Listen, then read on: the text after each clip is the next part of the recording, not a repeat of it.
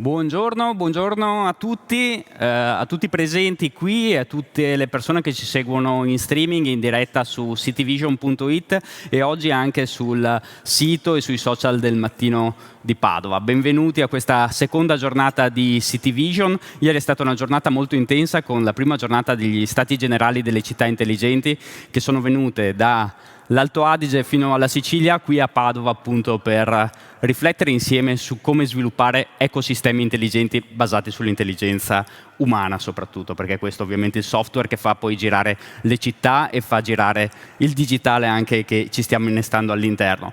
Oggi sarà una giornata incentrata sulla riflessione sulla Padova del futuro, sulla Padova del 2030. Era una riflessione doverosa, vista che questa città, ma questa regione ci ospita. Oggi stiamo praticamente concludendo il primo anno di percorso di Cityvision, una manifestazione nata in epoca pandemica, e abbiamo avuto il Comune di Padova, ma anche la Regione Veneto, compagni di viaggio durante tutto questo anno. Allora, per dare il via a questa giornata, io chiamo qui con me l'assessore allo sviluppo economico della Regione Veneto, Roberto Marcato, e Luca Veronesi, direttore generale di Fiera di Padova. Buongiorno Assessore.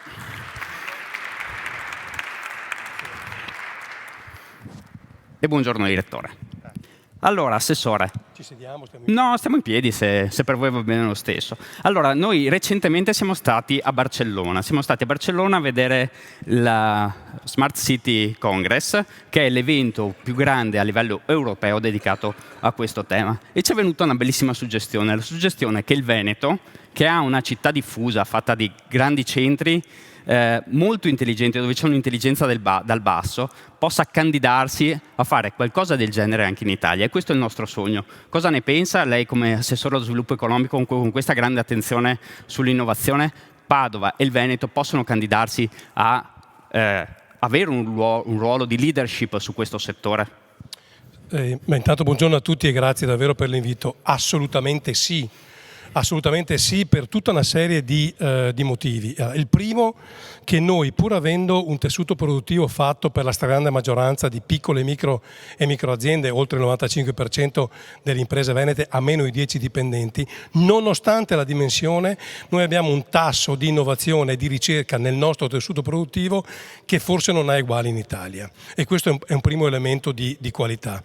L'altro elemento di qualità è che secondo me se ne parla troppo poco, è che noi abbiamo delle università che possono competere a livello sia nazionale che internazionale senza problemi con chiunque.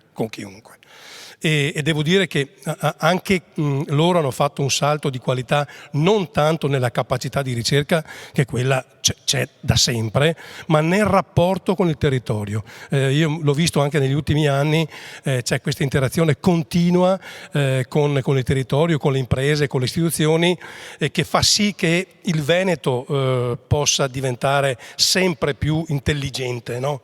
E sempre più tecnologicamente avanzato. E quindi questi sono due elementi. E poi c'è questo tema della città diffusa, per cui mentre tutti gli altri territori hanno dei luoghi di concentrazione, noi abbiamo in realtà in maniera capillare una presenza davvero in tutti i territori. Quindi io sono assolutamente convinto che questo si possa fare. E la dimostrazione è il successo che hanno avuto le reti innovative regionali, per cui c'è questa simbiosi tra mondo dell'università e quindi della ricerca e dell'innovazione e impresa, che anche questo è un modello davvero straordinario di sviluppo. Insomma, noi abbiamo messo 55 milioni noi, 45 milioni l'hanno messe le imprese e 12 milioni fra università e centri di ricerca. Anche questo ti dà la misura del successo di un'iniziativa, perché il primo elemento di giudizio per capire se questa cosa piace oppure no è la volontà di investimento da parte delle imprese. Quindi da questo punto di vista possiamo candidarci tranquillamente. Assolutamente, tra l'altro oggi parleremo anche molto di ricerca, abbiamo l'intervista con la magnifica rettrice Daniela Mapelli in chiusura di Cityvision, abbiamo voluto una forte presenza dell'università. E a proposito di quello che ricordava lei, dell'importanza delle RIR e della collaborazione tra ricerca e privato, ricordo anche appunto che si stanno poi completando la rete delle live demo di SMACT, il Competence Center. Lunedì è stata inaugurata la fabbrica del vino a Verona, anche quello è uno snodo importante. E mi pare che in questo senso Padova, che è una città come le altre, ma con 800 anni di storia alle spalle per quanto riguarda il mondo delle ricerche, si possa candidare a ospitare, ovviamente in ottica aperta rispetto al resto del territorio, appunto questo appuntamento sulle Smart Cities. Assolutamente sì, ovviamente io sono assessore regionale, ma non mi dimentico che sono prima di tutto padovano e Padova, vuoi per la sua posizione geografica, vuoi per la storia di questa università meravigliosa, vuoi per il tasso di impresa, davvero può diventare, secondo me, cioè, lo è già la capitale del nord-est, può diventare anche la capitale dell'innovazione e della ricerca. C'è tutto il tema dell'hub innovazione, del competence center, su cui noi stessi come regione abbiamo lavorato a strettissimo contatto con l'università. Guardi, il tema delle città intelligenti è che insomma, gli strumenti ormai li abbiamo tutti, credo che abbiamo abbondanza di innovazione e di ricerca. Le città diventano intelligenti se chi amministra quelle città, quelle regioni, quei territori è intelligente, cioè se ha la voglia di investire sul futuro delle città. Qui c'è il sindaco Giordani, noi abbiamo siglato un accordo importantissimo con il comune che riguarda il nuovo ospedale di Padova. Quella sarà il detonatore dell'innovazione e della ricerca, perché è una struttura che diventerà uno degli hub più importanti del nord Italia, sarà un riferimento a livello europeo e ovviamente anche lì l'università sarà l'elemento scientifico di riferimento, ma diventerà un elemento di attrazione fortissima di ricercatori qui in questo territorio. Quella è un'occasione, per esempio, che noi non possiamo assolutamente lasciarci sfuggire. Cioè non lo possiamo immaginare solo come un edificio dove andiamo a curare le persone. No, quella sarà la sede veramente della ricerca internazionale. Quindi, insomma, abbiamo delle occasioni straordinarie. Padova è una città meravigliosa e io credo che veramente abbiamo una potenza di fuoco qua da spendere davvero importante. Assolutamente, dopo con il presidente della Camera di Commercio Santocono andremo a vedere proprio quali possono essere il sogno di Padova 2030, il detonatore, come l'ha chiamato lei giustamente, del nuovo ospedale può portare qui moltissime imprese anche del biotech, che è sicuramente uno dei settori che in Italia ha anche il maggior tasso di innovazione. Allora, direttore Veronesi, in tutto questo la fiera sta facendo il suo percorso anche per diventare un hub dell'innovazione, ma proprio in realtà per aprirsi ulteriormente alla città abbiamo deciso insieme di venire qui al centro San Gaetano, anche grazie alla disponibilità del sindaco Giordani, a parlare di Smart City. Certo, buongiorno a tutti. Questo è un esempio di come Fiera vuole dimostrare di essere una piattaforma flessibile, quindi il fatto che Fiera stia portando avanti insieme a Bloom questo progetto particolarmente interessante da un anno a questa parte come City Vision, ma l'abbiamo pensato fin da subito come un evento itinerante, quindi Padova in fiera, Padova in città, ma anche poi in altre città del Veneto e dell'Italia.